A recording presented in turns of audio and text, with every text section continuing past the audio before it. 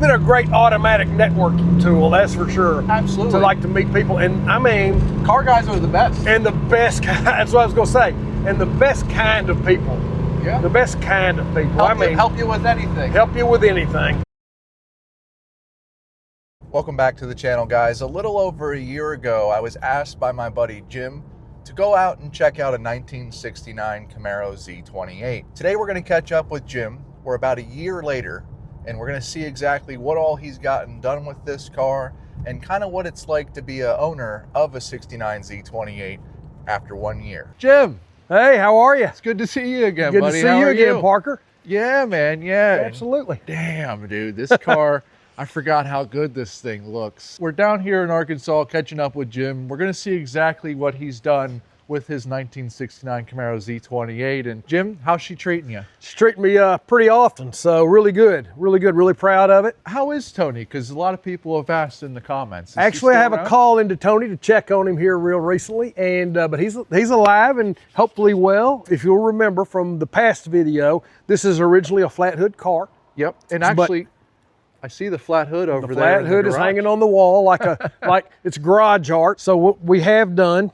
is readjusted the front emblem just a little bit to be sure that it was in the factory correct location. Yeah, and it was off just like one grid. Yeah, a couple people in the comments said that it was a little too far. It was a little too far, but that was the easy. Have you read all the comments? I've read a lot of the comments. I haven't read any in a while, but I read a lot of them, and even some of them were helpful. And did you have to do any paint correction to this car or anything like that? Because if I remember right, it's not a perfect paint job, but it's basically a driver. Is that right? It's not a perfect paint job. It's a driver. A lot of people mention, oh, I wouldn't drive that car, but it does have it has a couple little spots on it.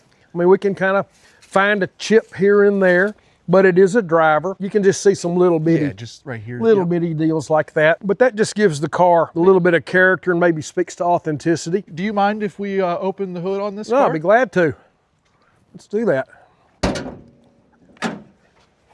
And of course, you guys know that if it has the 45-degree angle here, we know that this is an aftermarket cow hood. And have you joined any of the forums, Jim, or several of them? You kind of weren't really into muscle cars like that when you got this car. This was kind of your first foray into this. Is that Absolutely. Right? I know a whole lot more now than I did before, for sure. And I've learned a lot. Camaro.net, great forum, great people on that forum, and they have a lot of knowledge, and they've helped me out a whole bunch. You had to switch the valve covers because they were backwards. The valve covers were backwards. The valve covers were backwards, so I've got those. Walk us kind of around the engine bay, maybe some things that you've done or things that you're thinking about doing in the future. So initially, the bushings were all gone out of the front A-arms. Got all of that cleared up. Tried to make them as factory correct as possible. And when we drove this car a year ago, the front suspension needed a little work. It sat a little bit low in the front, and it also listed to the driver's side just a little bit. In fact, that's where that knuckle was, or that spacer was in that spring. It has new springs, but factory correct springs, factory correct shocks. I mean, we try to keep the car as factory correct as possible. That doesn't mean that it doesn't have a repop or a Chinese part in it, but it varies as little as possible. That's the appeal to the car to me, is for it to be correct. I realize, and I'm sure a lot of your viewers will, that's certainly not a factory correct battery, but that's actually the battery that came in the car. Gonna get the topper for it then? Get the topper for it so that it'll look factory correct. One fun thing is you can't see it from here exactly. It now has chambered exhaust on it, which will be correct for the early car, the early 69 car, maybe 1968. We'll talk about that right now. So a lot of people are familiar with the X33. This car does not have an X code on it. Not an X code at all. You can see there it does say 72 for the Hugger Orange, and it does say B for the top, and of course it has a 712 deluxe interior in here. And so this would have been a November built car, and the chambered exhaust didn't actually go the whole production time for 69 Camaros. It was an early option for that, and that's what you've updated. And that's correct. Can we take a peek underneath maybe back here Absolutely. and see that? Sounds wicked too. It does sound pretty good. Oh, yeah. Sound like it's supposed We're to. gonna take this car for, there's the chambered exhaust right there in case you guys aren't familiar with it. And While you're under there, you might see that it's got 4 leaf springs like it's supposed to have. It actually had 3 in it and then a spacer, but we've got the correct, factory correct leaf springs in it now. you have been doing a little work here. A little bit. It needed just a little bit of TLC, but it was all stuff that a novice like me could handle. I forgot, Jim, was this a numbers matching car? This is a numbers matching drivetrain car. This is the original engine, numbers matching engine. It's the original transmission, original rear end. This isn't the original alternator, but I have the original alternator. If you see in the other video, you'll see that It came in the box. I have that. It came in the box. Is there anything else that you had to do other than the carpet? I had to replace the clock. Oh, you did. I did. And it actually moves. It's working. Oh, it's working, and it ought to be keeping proper time. Yeah, it looks about Does right. it say it's about 2:15?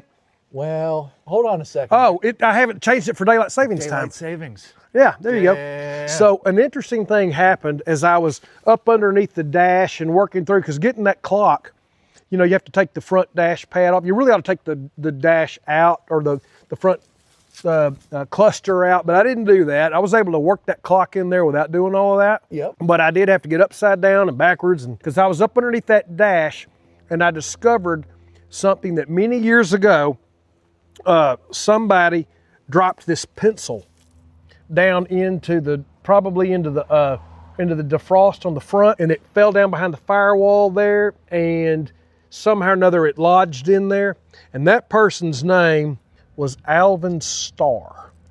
I'm pretty sure that's an R right there. It's chipped out a little bit, but Alvin Starr. So Al, if you're out there, you remember dropping this pencil down in there in 1970 or 71. Maybe you're a little brother and you probably got your butt chewed out over it, I don't know. Or maybe you were the original owner of the car. But if you would reach out to me and let me know, because somebody knows who bought this car originally. And so it would just be really interesting to me. There's going to be people out there that say, hey, why don't you do a NCRS report on this? It'll tell you where it came new. Why would that not work for this car? Well, I would like to do that, but unfortunately, this particular VIN is in a small category of VINs that there's no information for.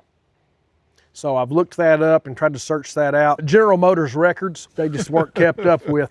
People say, hey, you know, there might be a build sheet that you could find in this car. And I said, well, first of all, those are extremely rare. Second of all, they might be on top of the gas tank. That'd be long gone. I mean, you've got a video or two where you've seen these build sheets. Los Angeles cars, they would be on top of the gas tank. This is a Norwood car, so most likely there's not a build sheet. Well, if there's one in this car, I have. This car was restored when? In the late 90s? My guess is the late 90s. And it would probably have been taken out if it was back then. Even if it had one, it probably would have went with the car.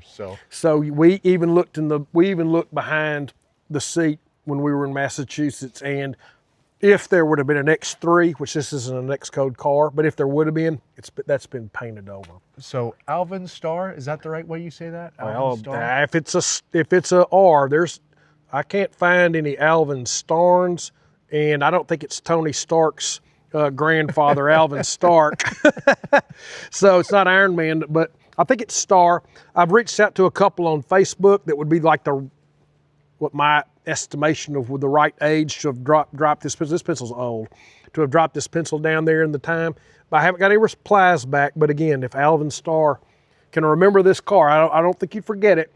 And it rolled down in there, and anyway.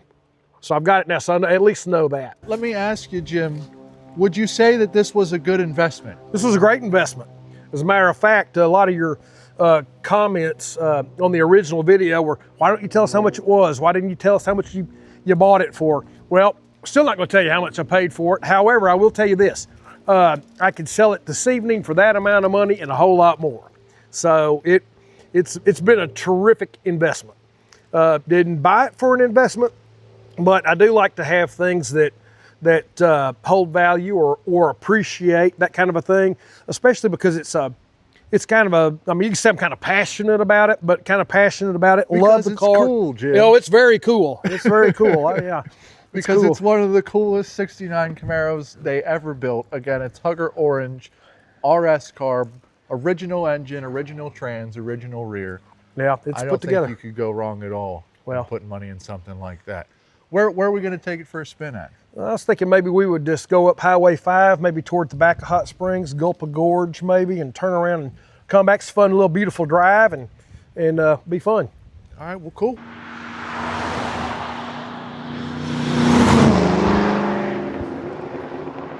How often do you take this car out since you got it? Is it something that you do fairly regularly, or? Yeah, I try to,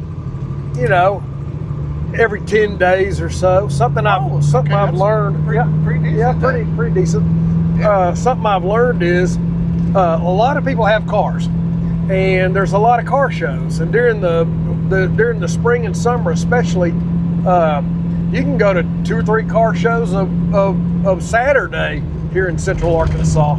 You get to meet a lot more people because you have a car like this. Absolutely. Is that right? Yep. People that you probably would have never met in your entire life anyway. Absolutely. And some people that I didn't know had cars, and that I already know, and but lots of people that I know, people that they know or whatever. It's been a great automatic networking tool, that's for sure. Absolutely. To meet people, and I mean, car guys are the best. and the best kind. That's what I was gonna say. And the best kind of people. Yeah. The best kind of people. Help you with anything. Help you with anything. You weren't necessarily a car guy before this car. Is that right? Is that a correct way of putting that? That's a correct way of putting it. Yeah. This in other is words, you don't have any other classic cars in the stable. No, and that is another thing that kind of surprised me. That's a rarity. I mean, I meet guys that have 2, 3, 5, 10. It's out there now. I mean, lots of people in the car community have multiple cars, and but I just have this one, and it turns heads and gets all the attention. So then that's a lot of fun. Man, that's such a good view. Just Arkansas back roads with a Hugger Orange Z28. Does it get any better? Not that I've experienced. Not that I've experienced. It's terrific. The value in this car is that it has the original drivetrain. I mean, I don't want to screw that up. up. It's not something that you would want to go out and blow up. No. You know what I mean? Absolutely. Because an original drivetrain car, I mean, they just sold a yellow one of these at Richmond Auctions, I think 2 weeks ago, for $155,000. Yeah, I don't need to. You know, and if you're a Z28 with a non-numbers matching engine, you're in that $85,000 range. So the price difference is pretty huge. Well, it's something to take care of instead of, I've showed off enough in my life. Enough of my life with bad results, so I don't need a bad result out of this for sure. How does it handle with the new suspension, Jim? A lot better. The front end stays real stable in turns. It doesn't pitch or yaw. Holds real flat, a lot flatter than I would have expected. Does it put a smile on your face every time you get in it? Oh yeah, every time. Every time. Because that's what a lot of people use these cars for. I mean, if you're ever having like a bad day or something like that, you just hop in your '69 Camaro. If you want to, you're not having a bad day. You're not having a bad day after that. That's for sure. The only thing is, you think about, something a real relaxing type of thing. I mean, it takes both hands and both feet to drive it. So it isn't like you're just laying back in a modern car for sure. You have to actually drive this car. Get all the senses going. So you got all the senses going. Yep. And this car doesn't have power steering, right? It does not have power steering or air conditioner. The one little fact that I left out for my wife before I bought the car, I had the total green light, but I did not mention that it doesn't have air conditioning. And in the summertime, it feels like the heater's running, whether it is or not, because this little engine burns. It's a race car, Jim. It's a race car. A little production race car for sure. If you had to do it all over again, is there anything that you would do different? Or would you this is the right car for you? No, this is the right car for me, for sure. No, we did, you and I discussed it for a few months. I would say that I was kind of looking for something like this for several years. Okay. Then really started dialing into it for about 18 months and began to realize how many knockoffs, how many counterfeits, how many clones that there are out there, and what the real rarity is of a true RSC. Hugger Orange Z28 Z, yeah. with numbers, you know, number correct drivetrain, numbers matching drivetrain, and so yeah, this is the right car. And then of course you helped me verify that was a great comforting piece, so that we could be sure that we were getting the real deal, because that was the idea.